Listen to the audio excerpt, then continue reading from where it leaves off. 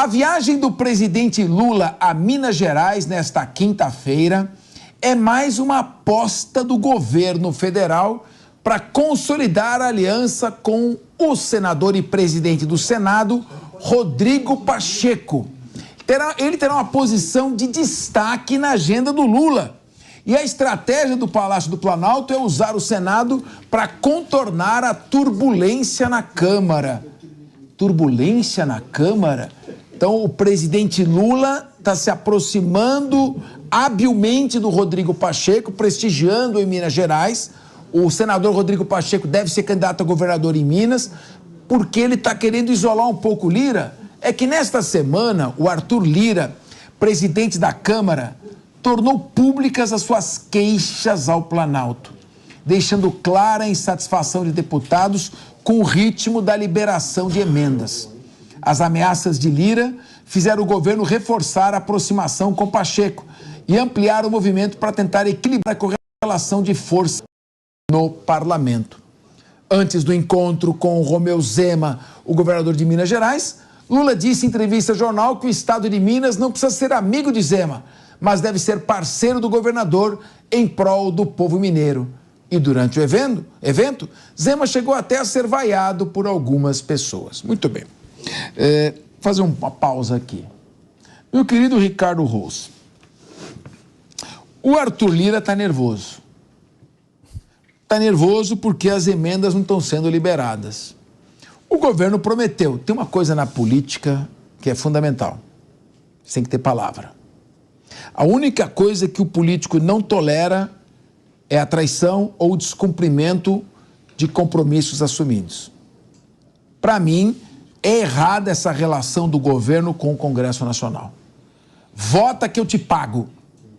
É uma relação republicana? Pode não ser ilegal, mas ela não é ética. Porque o parlamentar foi eleito para exercer a sua função, para votar.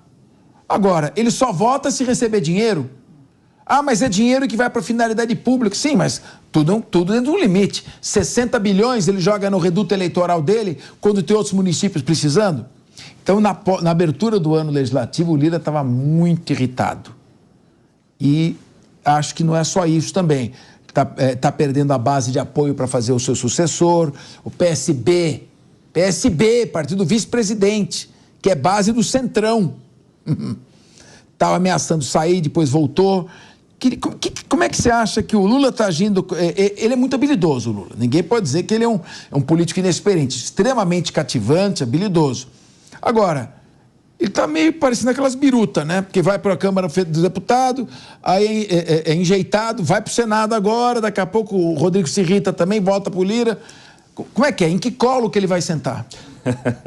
Capês, realmente, eu também concordo contigo, não acho que essa relação republicana entre executivo e legislativo votar aquilo que o executivo paga, não é ilegal, mas na minha concepção é bem imoral.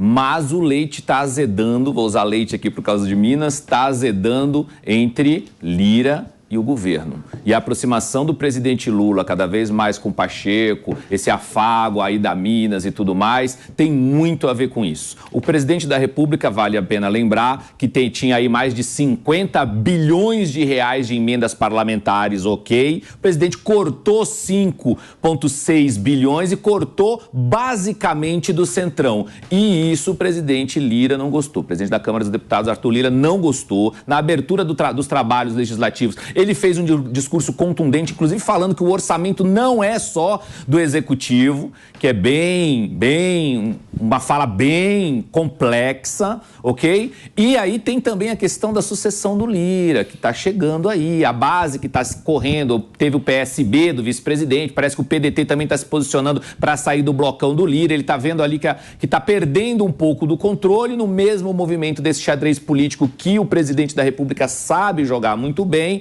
há uma aproximação com o Pacheco no Senado. O caldo está entornando, a coisa está ficando complicada. Isso demonstra que o presidente Lula vai ter muita dificuldade de articulação com a Câmara dos Deputados, com o Lira, ao longo desse ano, que é um ano eleitoral, que esse dinheiro que foi cortado das emendas aí, basicamente dos ministérios do Centrão, pode prejudicar planejamentos aí de campanhas e de apoiamentos nas bases eleitorais nesse ano de eleição, agora em 2024. Tem muita coisa acontecendo, o caldeirão está fervendo em Brasília e a gente está aqui para acompanhar passo a passo do que está acontecendo lá, Capês.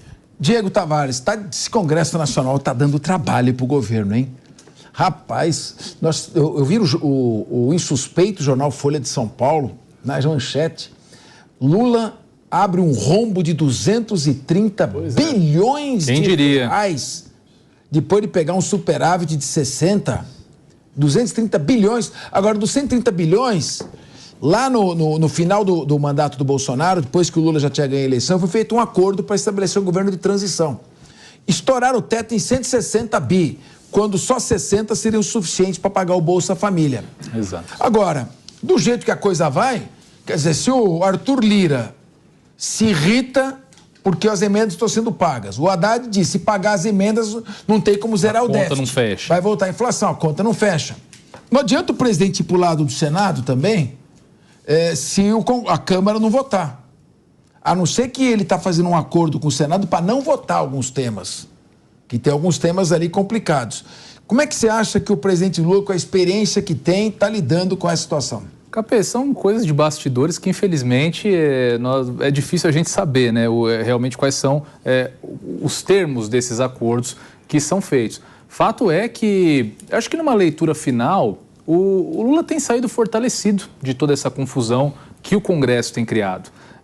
O Arthur Lira foi muito enfático, sim, na reação dele, acirrou um pouco os ânimos com o Poder Executivo. Também não sabemos por quê, não sabemos se é para forçar, de repente, a questão das emendas parlamentares, se é para forçar um apoio do presidente Lula ao projeto de sua sucessão.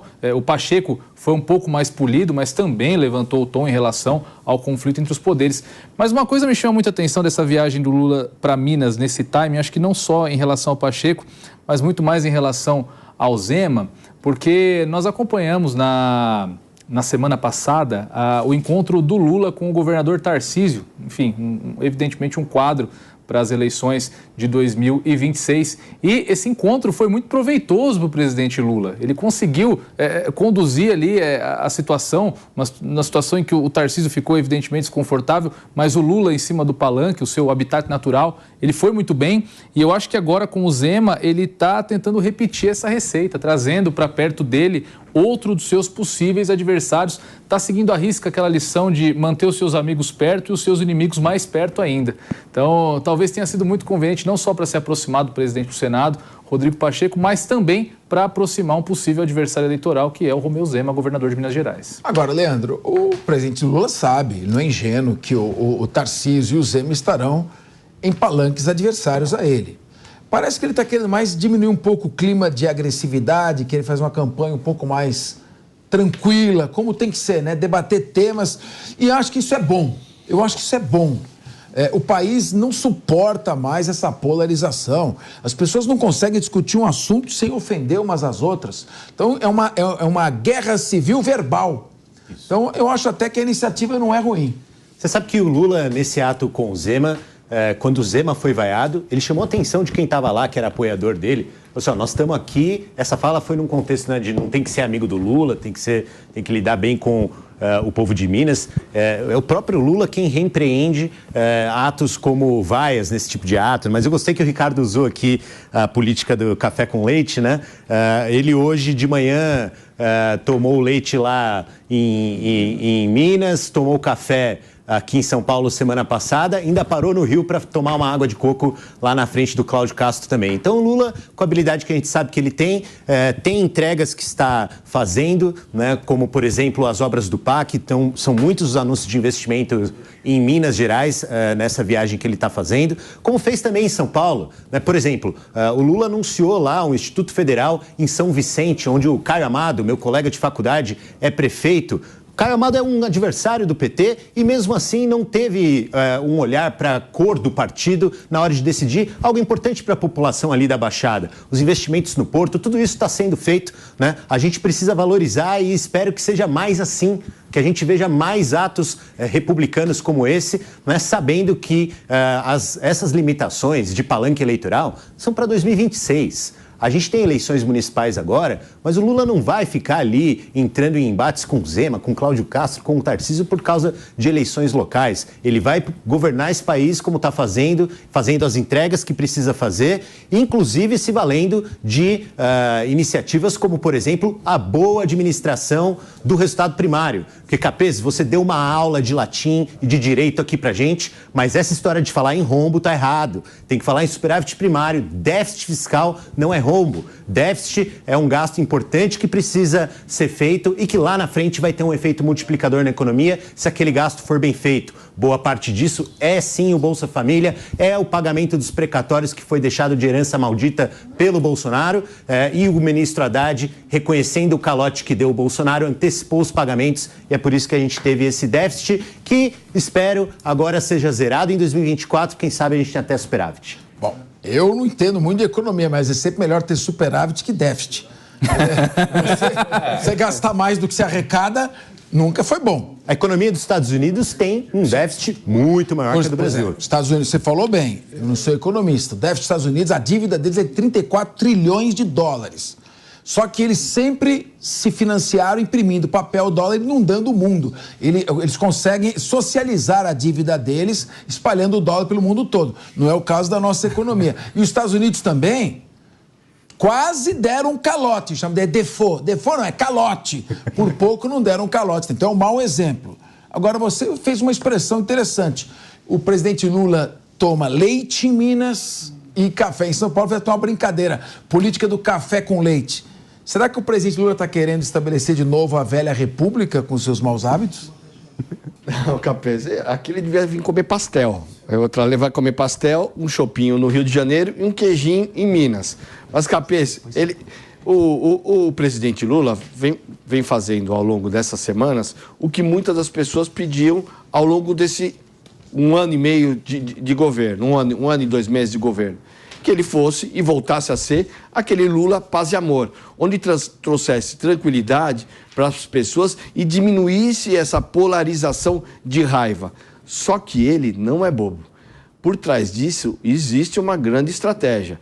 Ele procurou os governadores bolsonaristas no momento mais crítico do Bolsonaro. Ou seja, ele está puxando os bolsonaristas no momento de bombardeio que o Bolsonaro vem sofrendo. O Bolsonaro, a gente não tem pesquisa, então não sei. Porque muitas vezes, quando você bombardeia demais, também as pessoas ficam com dó. Então tem que ver se realmente esse ataque jurídico em cima do Bolsonaro, se isso está causando alguma fissura na sua embarcação ou está fortalecendo a sua imagem, porque as pessoas, muitas vezes, ficam com dó de quando há exageros. Então tem que medir para ver se o presidente Bolsonaro não está se fortalecendo. Mas o presidente Lula está de parabéns, independente da estratégia. São Paulo, o maior estado do país. O Rio de Janeiro, um estado importante. Minas, um estado importante. Não tem que fazer política olhando para partido. Tem que fazer política olhando para as pessoas. E parece que o Lula está indo nesse caminho, nesses 3 estados. Sim, eu queria só voltar no ponto do Lira, Capês, porque é o seguinte, ainda tem, né, o pano de fundo do Lira, que é essa situação no Congresso. Agora, nós tivemos um ano, em 2023, em que o Arthur Lira foi capaz de realizar entregas em conjunto com o governo. A reforma tributária, por exemplo, na área econômica, que é uma área crítica, né? Foi capaz de entregar isso em diálogo com o governo. Agora, esse movimento que ele está fazendo é contrário, está se isolando. Deveria fazer como fez no ano passado, olhar para frente, olhar para a socialização das discussões, olhar para os investimentos que o Brasil precisa, olhar para as pautas econômicas que a gente ainda não conseguiu chegar, né? E acho que está aí uma oportunidade para ele sair do isolamento para vir fazer um bom debate, como fez, por exemplo, com o ministro Haddad no ano passado. Pois é, e você sabia que agora já são 14 horas, 59 minutos e 46 segundos? Daqui a pouco chegaremos às 15 horas. Então, é hora de fazermos mais uma bela intriga. Vamos fazer mais uma fofoca política, meu